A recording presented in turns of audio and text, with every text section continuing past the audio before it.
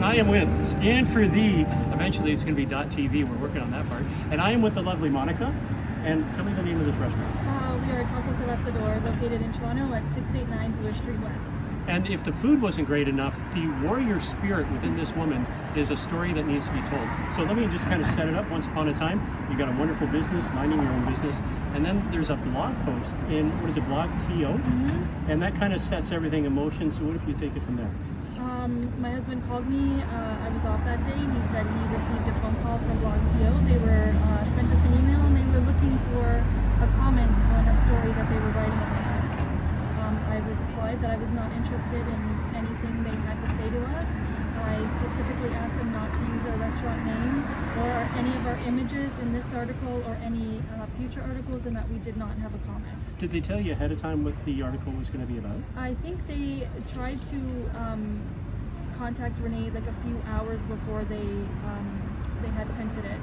So no heads up, nothing. Just a few hours. He said he had a deadline, and to just they had already written the article. They were just looking for our input. So they pulled something out of a fishbowl, or your name came up how? I think somebody had taken a photo of some signs we had posted on our door, which at the time of publication, those signs were no longer there. Neither were the Charter of Rights was gone, as we learned that did not protect our business. Okay, so let's rewind the clock here. So you're a restaurant that welcomes everybody. Are you challenging them about the passport? Are you asking for a sperm count, a blood test, or anything? We're not asking for anything. We've been here 28 years. We have served this community on this corner. We've watched the kids in this neighborhood grow up to be teenagers, go to high school, and have kids of their own.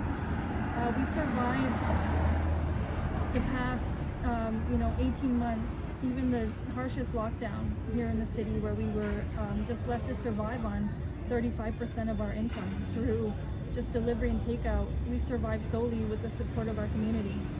And to now, for them to expect us to tell our loyal customers who had supported us, they would call and do pickup instead of using Uber or Skip, because they didn't want to give Skip and Uber the 15 or 18%.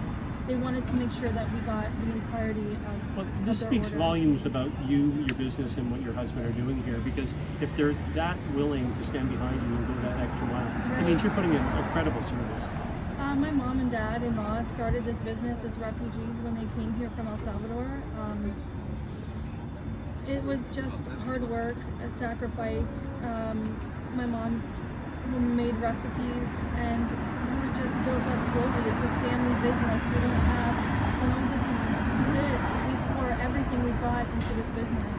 Have you been challenged at all? So I was just in there having lunch, marvelous by the way, and but it's wonderful. Everybody's smiling, nobody's got a mask on, and I want to say it's like the old days, BC before COVID days. You know what? We have always had the sign on our door for the mask exemption. We've always respected that, so we never bothered anybody about not wearing a mask. We respected the exemption through the entire period. We tried to quietly just let our regulars know, that everyone is welcome, and just sort of let it seep through the community by word of mouth. No one at all before Blog TO had said anything to us. Not a single negative comment from customers.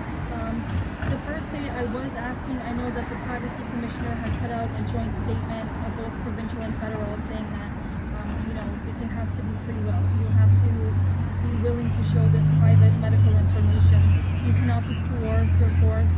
And if you do not show it, I cannot refuse you service. But the fact that you're even asking for it, not you, but generic, that's a violation to begin with. So the first day, I was just like, you do not have to consent. I just told everyone, I don't need your consent. You don't have to show this. And that felt, it felt disgusting. I actually felt really yucky asking people this information.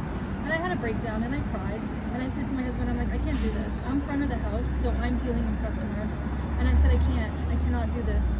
So the next day, people came in, and if they offered to show me, I took a look.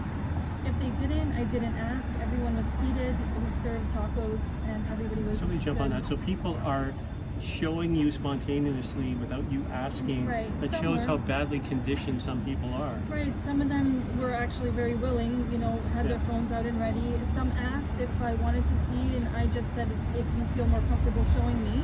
right? If that's what they want to do, and the people that didn't offer to show, I didn't ask. So let's talk about this hit piece. I mean, this blog post.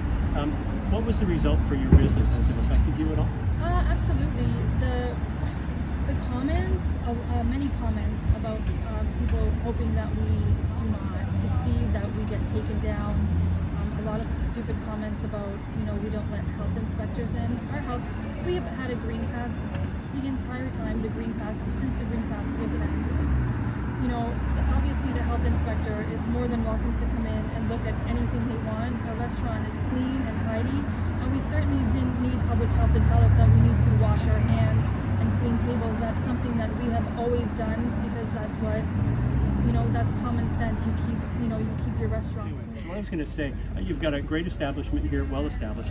What would you tell other restaurant owners that are feeling the need to capitulate? I mean, it's not like you've got 1,000 employees here. You were able to stand up and do this. What would you tell other people? Just learn your rights. Reach out to other restaurants. I've had several restaurants reach out to me since we've stood up, and if we all band together and we learn our rights and you learn the laws that protect you, because they feel hopeless. Like, a lot of people feel like they have to do this. There's no choices.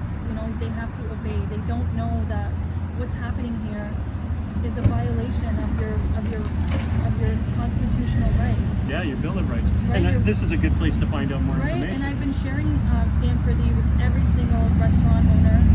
There's a couple of freedom fighter groups that have reached out also, that have come in, and I've given them the package, the website, and just encouraging each other to do what's right.